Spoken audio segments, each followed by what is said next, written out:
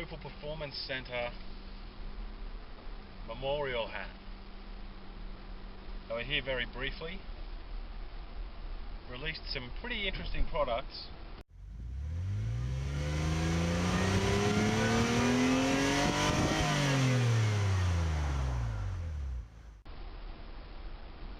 And were gone just as abruptly.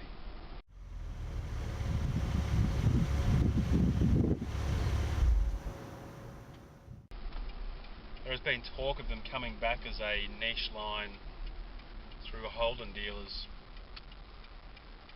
Well, not necessarily through Holden dealers, I guess.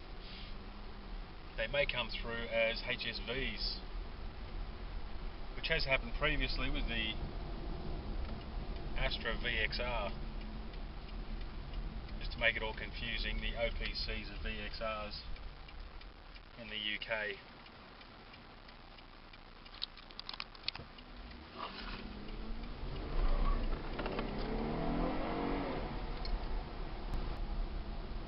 So Opel turned up, bought some products that we'd seen before, like the Corsa, which had been in the Holden lineup before as the Barina, the Astra as the Astra, and the Insignia is actually the spiritual, I guess, successor to the Vectra.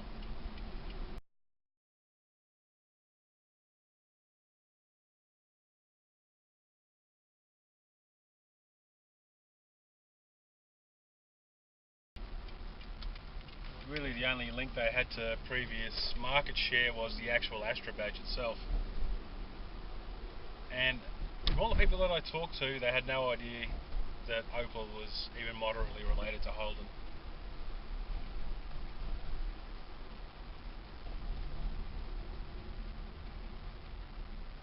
Which was quite funny because when I was explaining it to people, I would just say, you know, when I said it's an Opel, because I was driving an Opel OPC Insignia, people asked me what it was, and I said it was an Opel, and they looked at me with a blank face. So I said, oh, it's German. And then they'll go, oh, and they'll be really interested in it. And I guess that comes down to expectations. Anything German is good. Not sure how that works if you consider the number of recalls VW have had recently.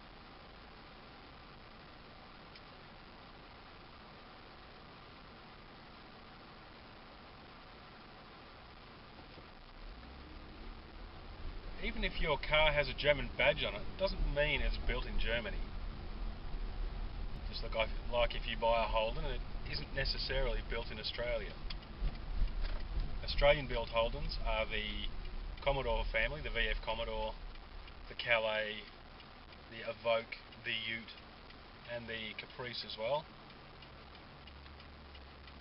The Cruise in the sedan and the hatch, they're all Australian-built.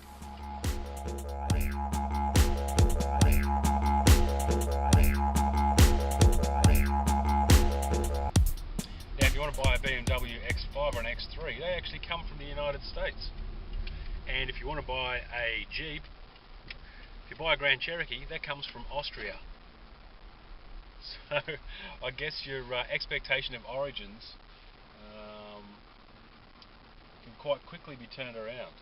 So let's just play a little bit of automotive Who Do You Think You Are? I'm going to show you some vehicles and you think to yourself, where do they come from? Where would you expect them to be built? Let's see how you go after that.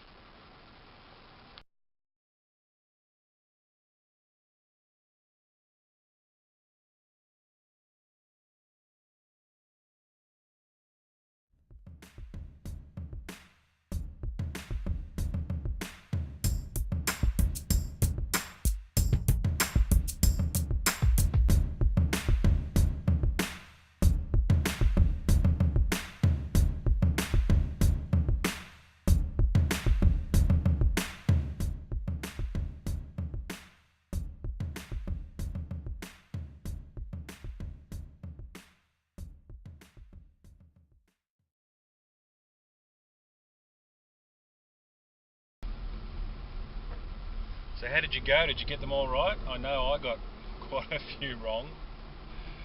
Really didn't realise the TT was made in Hungary. Now that doesn't change my opinion of the TT, because I don't know whether Hungarians are particularly good at making cars or not. I really have no idea. But still, it's interesting to think how a lot of brands try to trade on a particular nationality to garner respect, or I guess justify a higher purchase price. For example, the BMW 3 Series being built in South Africa. I mean, that industry is massively subsidised. They get $2 billion a year. But somehow they still manage to charge sometimes twice as much for a BMW than what they do in the US.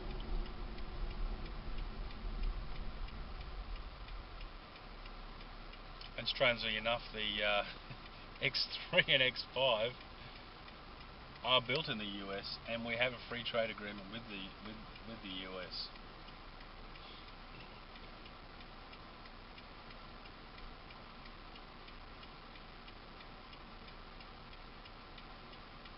So how much does the US subsidise the auto industry?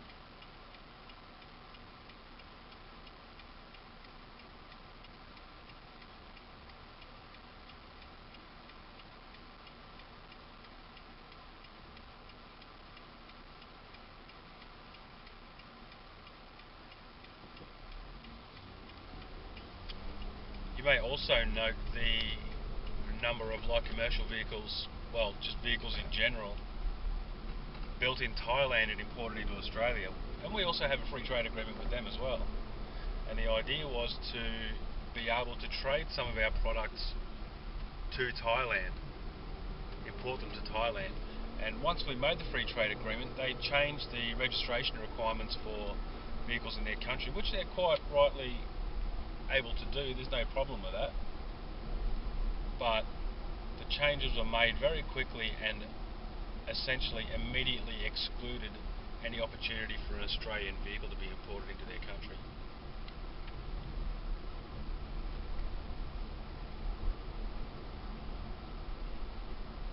So I guess the real question there is, were the people that were negotiating the free trade agreement with Thailand aware of that impending change to registration requirements?